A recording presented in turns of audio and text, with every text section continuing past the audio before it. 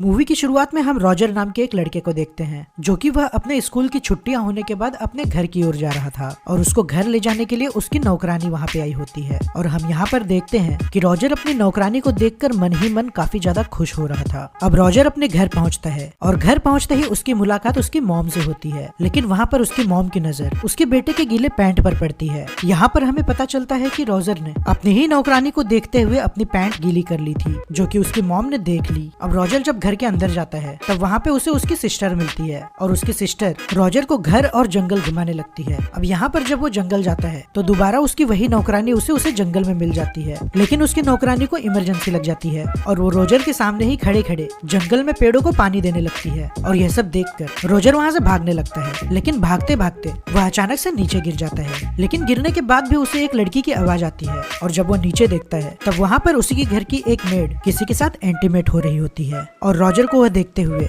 उसकी नौकरानी उसे देखकर मुस्कुराने लगती है, लेकिन रॉजर ये सब देखकर वहाँ से तुरंत भाग जाता है। अब जब वो अपने घर के कमरे में होता है तब उसे दोबारा वह आवाज सुनाई देने लगती है। जब वो अपने कमरे से बाहर देखता है तब उसे उसकी एक नौकरानी दिखाई देती है जो कि अपने कमरे से आधा बाहर निकली थी और पीछे से कोई गेम बजा रहा था। जब रॉजर कमरे में आता है तब वो देखता है कि उसकी छोटी बहन उसी के कमरे में लेटी हुई है। रॉजर की बहन रॉजर से बताती है कि अपने घर में जो आंटी रहती है वो अभी तक वर्जिन है और उसे किसी भी लड़कों में इंटरेस्ट नहीं। और इन सब बातों से रॉजर को बहुत कुछ पता चल जाता है। अगले ही सुबह रॉजर की छोटी बहन दोबारा उसे घुमाने के लिए लेके जाती है। तब उसकी नजर पड़ती है जहाँ पे उसकी नौकरानियाँ सारी की सारी नदी पर नहाने आई थी और वो सभी नौकरानियाँ नहाते हुए अपने सीक्रेट एक दूसरे से रिवील करने लगती हैं। उसी के कुछ देर बाद वहाँ पे उसके नौकर भी आ जाते हैं और वो उन सभी नौकरानियों को देखकर अजीब अजीब हरकतें करना शुरू कर देते हैं। लेकिन ये नौकरानियाँ भी कम नहीं थी, ये लोग भी उन्हें देखकर अलग अलग हरकतें करना शुरू करते हैं। इसके बाद हम देखते हैं कि रॉजर अपने नौकरानियों को और करीब से देखने की कोशिश करता है, लेकिन वहाँ का एक नौकर उसे ऐसे करते हुए देख लेता है और रॉजर को वो वहाँ से फौरन जाने के लिए कहता है। इसी के बाद उसकी सिस्टर उसे मिलती है और उसे पूछती है कि आखिर तुम कहाँ गायब हो गए थे। इसी के बाद रॉजर की सिस्टर उसे एक चर्च ले जाती है और वहाँ से उसे एक छत की ओर ले जाती है और कुछ ही देर बाद उस चर्च में रॉजर की आंटी आती है और रॉजर की आंटी वहाँ पर फादर से एक कन्फेस करने लगती है। उस कन्फेस में कहती है कि हमारे घर जब से रॉजर आया हुआ है तब से मैं उसके प्यार में पड़ गई हूँ और मैंने सपनों में भी कई बार उसे सोचकर काफी चीज की हूँ। मैं जब भी उसे देखती हूँ मुझे फीलिंग आने लगती है। जब रॉजर को ये बात पता चलती है तो वो काफी ज्यादा हैरान हो जाता है कि आखिर अब उसे कोई तो ऐसा मिला जो उसके साथ रहना पसंद करता हो। इसलिए वह अपने आंटी को काफी करीब से देखने की कोशिश करता है, लेकिन तब तक ऊपर से उसकी छत टूट जाती है और वो सीधे वहाँ के फादर के ऊपर उल्टा लटक जाता है। इसलिए वहाँ के फादर रॉजर को पकड़ लेते हैं और रॉजर की शिकायत सीधा उसके मॉम से कर देते हैं। तब उसकी मॉम उनसे पूछती है कि फादर इसकी सजा क्या होनी चाहिए। तब फादर उसे कहते हैं कि इसे पीछे से 100 बार मारा जाए और उसे मार खाते हुए उसकी नौकरानियां उसे देख रही होती हैं, जहाँ पर रॉजर का पिछवाड़ा सफेद से लाल टमाटर बन चुका था। ये सब होने के बाद हम देखते हैं कि रॉजर अपने सिस्टर के साथ सोने के लिए घर आता है और रॉजर वहाँ पे उल्टा सोया रहता है क्योंकि उसका पिछवाड़ा पूरी तरह लाल था और वो सीधे नहीं सो सकता था। तब रॉजर दोबारा बाहर जब देखता है तो वही नौकरानी फिर से किसी न किसी से इंटीमेट होती रहती है, लेकिन हमें अब तक ये नहीं पता चल पाया कि इस नौकरानी का मिस्टर इंडिया आखिर कौन था। रॉजर काफी कोशिश करता है उसे देखने का कि आखिर वह कौन था, लेकिन वह देख नहीं पाता। जब नौकरानी रॉजर के पास आती है तो रॉजर उससे पूछता है कि आखिर बाहर है कौन।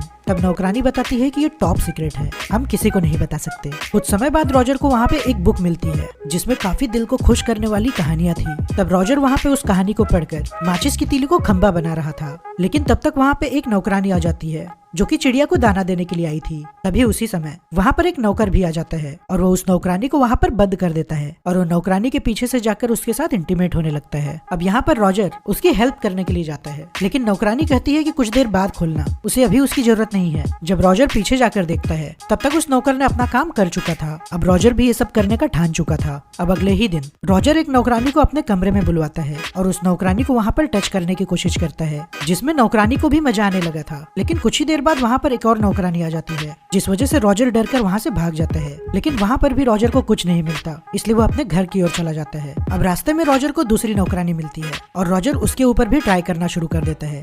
पहले तो नौकरानी काफी मना करती है, लेकिन कुछ समय बाद वो मान जाती है। अब वो जब काम करना शुरू ही करने वाला था तब तक वहाँ पे पोस्टमैन आ जाता है और वो कहता है कि वॉर शुरू होने वाला है और सभी मर्दों को इस वॉर में शामिल होना है। अब वॉर अगले ही दिन था, इसलिए उसी रात सभी मर्द अपने अपने पार्टनर के साथ इंटीमेट हो जाते हैं और रॉजर उन्हीं लोग को एकदम पास से देखता है। अब अगले दिन से घर में कोई भी मर्द नहीं था, इसलिए रॉजर अब इसका फायदा उठाता है, जिसके लिए एक नौकरानी पहले से तैयार थी और वो धीरे धीरे उसके सारे कपड़े उतार देता है और वहाँ पर वो दनादन घोड़ा गाड़ी खेलता है। अब रात हो जाने के बाद रॉजर अपनी आंटी के पास भी जाता है और वो उसे बोलता है कि मुझे पता है कि तुम वर्जिन हो, और वो उसे ऑफर देता है। लेकिन पहले तो आंटी काफी मना करती है, लेकिन रात होते ही आंटी भी अपना मन बना लेती है और वो सीधे चली जाती है रॉजर के कमरे में। आंटी को सेटल होने में कुछ समय लग रहा था, लेकिन कुछ समय बाद आंटी पूरी तरह से रेडी हो जाती है और वो दोनों एक दूसरे के साथ काफी ज्यादा वक्त गुजारते हैं। अब अगले ही दिन वहाँ पर हेलन नाम की नौकरानी आती है। नौकरानी हर कोने में जाती है, लेकिन वहाँ पर कोई भी मर्द नहीं था, इसलिए नौकरानी रॉजर के कमरे में जाती है। लेकिन रॉजर भी कम नहीं था, रॉजर उसे भी पकड़ लेता है और वो दोनों एक दूसरे के साथ इंटीमेट हो जाते हैं। अब अगले ही दिन रॉजर अपनी हवस मिटाने के लिए अस्तबल की ओर जाता है,